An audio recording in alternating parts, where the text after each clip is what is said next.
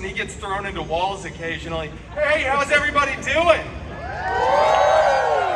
Very good. Are we all excited for the last show of the day? Very good. Shout out the name of your favorite stories. Wow, nothing. That was, read a book, people. Come on, all right, well, I'm just gonna do what was scheduled. All right, this story is a personal favorite of mine. It is a beloved bedtime tale, and it was mashed up with a very profitable licensing agreement. This story is CinderPool. Nice, glad you like it. All right, here we go.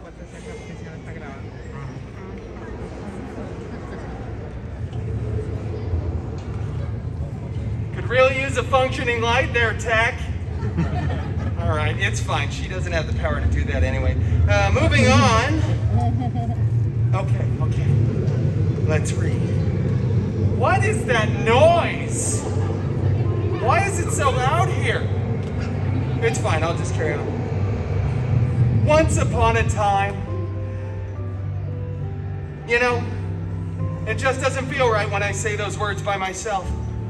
We should all say the magic words together. Ready?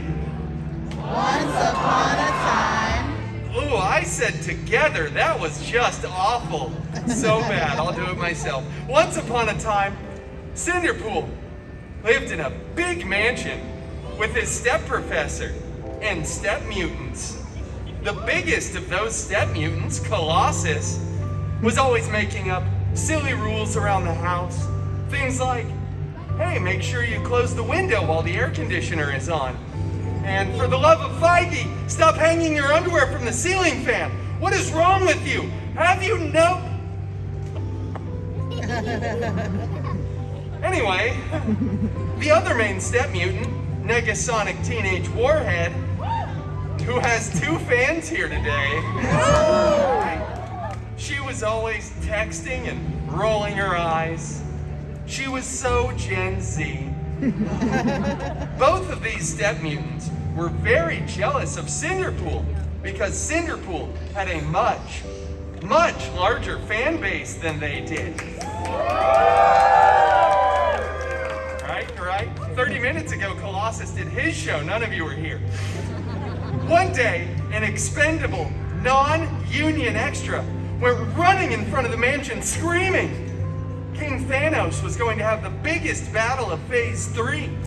And we all know that was the last good phase. Yeah, we've seen it. CinderPool desperately wanted to go to that battle. But Colossus said, no, it is too dangerous, and you are not a good part of the team.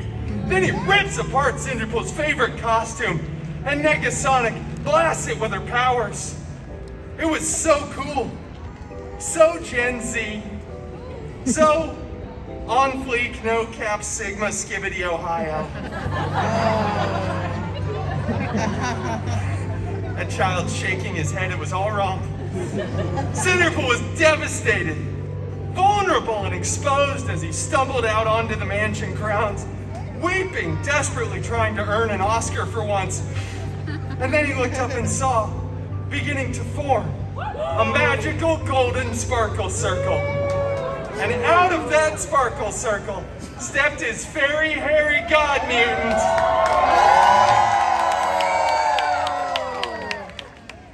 Out of that sparkle circle stepped his fairy hairy god mutant. Just go ahead, just one. All right, Wolverine!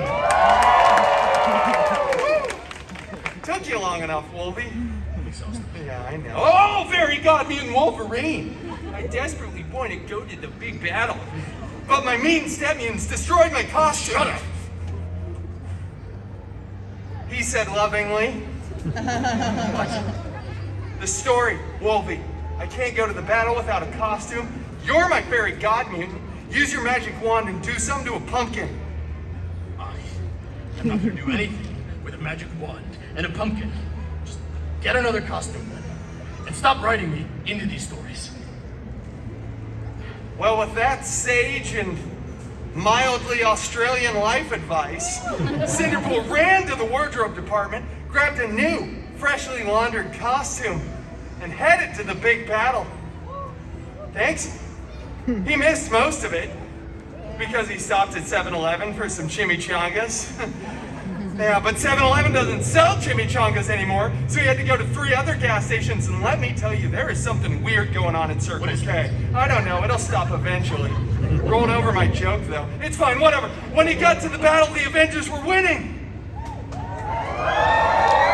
Right? Captain America looked so good in those pants. CinderPool looked for his fairy god mutant Wolverine, who was... I'm going to Dibs. Really? That's fine, it's fine. At this point, Disney hadn't purchased the rights to him anyway. That's fine, go. Make sure you pick up some milk. He's never coming back with that milk, yeah. CinderPool surveyed the battlefield, and he saw there, on the stairs of the alien ship, a single glove. He went, picked that glove up, gave this child a high five. There it is. It was a beautiful glove, gold encrusted with colorful jewels. There were 6 of them. I don't know if that's relevant. He said, "I wonder who this fits," and put it on. After some buzzing, whirring, and clicking, it was a perfect fit. And then all the Avengers look over and they start screaming, "No, CinderPool, take that thing off. You're gonna hurt yourself." Thor started crying. And all together they said, "CinderPool, do not snap." So we know what CinderPool did. CinderPool snapped, you're right, child. He snapped over and over physically and mentally. Just kept doing it too. People are disappearing, reappearing. There's dogs falling out of the sky. Tony Stark said "I love you" like 3,000 times. It was a lot. But eventually CinderPool stopped. Everybody was back. And CinderPool was the hero who'd saved the universe.